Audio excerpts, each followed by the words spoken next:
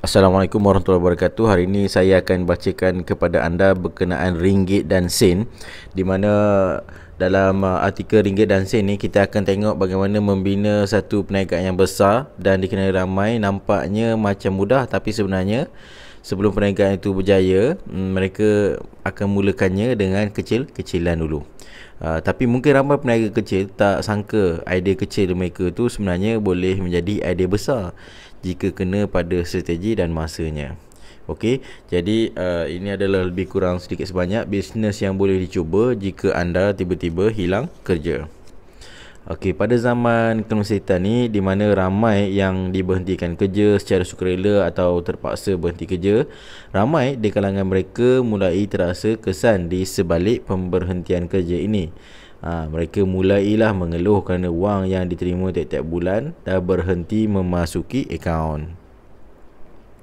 Ini semua memaksa kepala ligat memikirkan bagaimana mahu mencari wang demi kelangsungan hidup. Dan adalah yang buat macam-macam. Ada yang bawa Uber, ada yang Grab, ada yang meniaga, tolong kawan, memilih kerja yang rendah nilai gaji diterima berbanding sebelum ni. Malah ada yang balik ke kampung bagi memastikan anak-anak terus membesar. Dan di bawah ini saya akan selepas ini saya akan ceritakan bagaimana disertakan sedikit tip bagi yang ingin mulakan perniagaan secara kecil-kecilan. Mana tahu dari bisnes kecil ini anda boleh menjana pendapatan lebih besar di masa depan. Fikir apa bisnes yang sesuai anda ceburi dan lakukan. Sedikit panduan untuk anda ikuti dan boleh pertimbangkan. Okey, saya akan sebutkan tajuknya secara ringkas. Kemudian saya akan ceritakan secara detail satu persatu.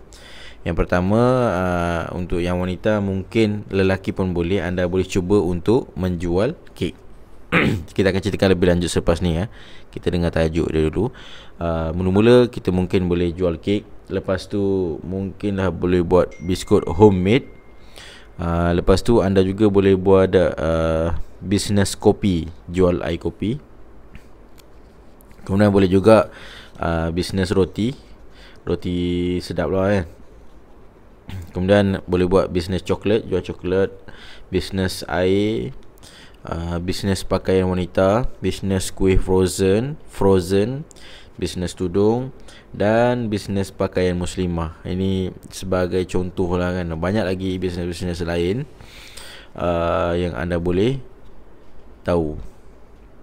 Tapi ini tajuknya secara ringkas. Okey, untuk penerangan lebih lanjut untuk bisnes-bisnes ini, temui anda di video yang seterusnya. Bye.